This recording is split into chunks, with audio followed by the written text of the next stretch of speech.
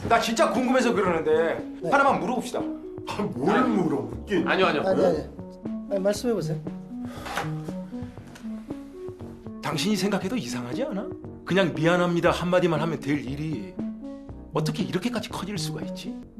사회적으로 욕먹고 사는 거 당신네들 익숙하잖아.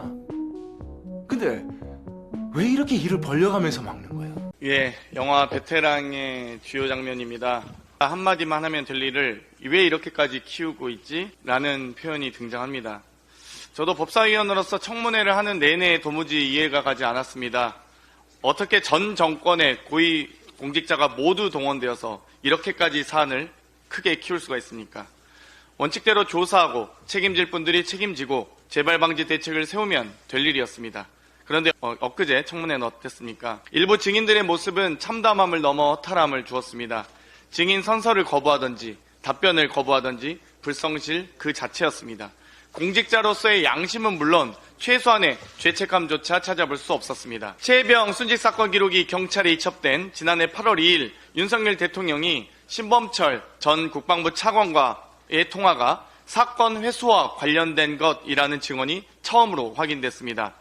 그동안 대통령의 통화 기록이 확인되면서 외압의 정황은 추측되었지만 실제 통화 내용이 사건 회수라는 증언은 이번이 처음입니다.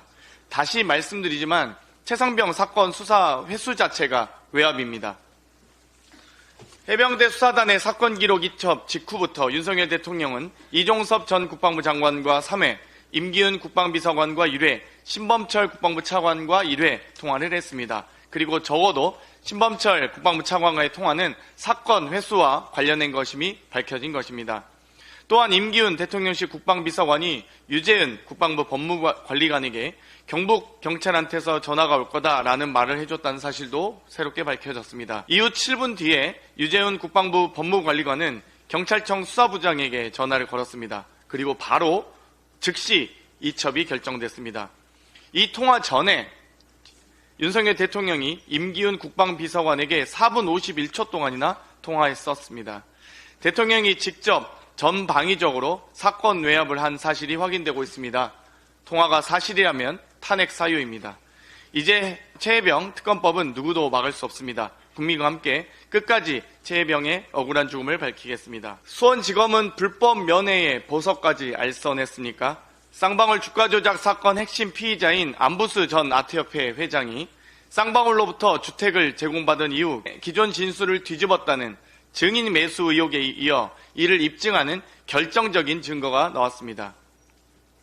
2023년 3월 18일 안 전 회장의 딸이 측근 B씨에게 아빠를 만나러 수원지검으로 가고 있다라는 메시지를 보냈고 실제 수원지검에서 아버지를 만나고 건강이 안 좋아서 체중이 13kg나 빠졌으며 쌍방울 김성태 회장을 비롯한 임원진이 아버지와 함께 모여 있었다라는 구체적인 상황이 묘사된 카톡 메시지가 공개됐습니다.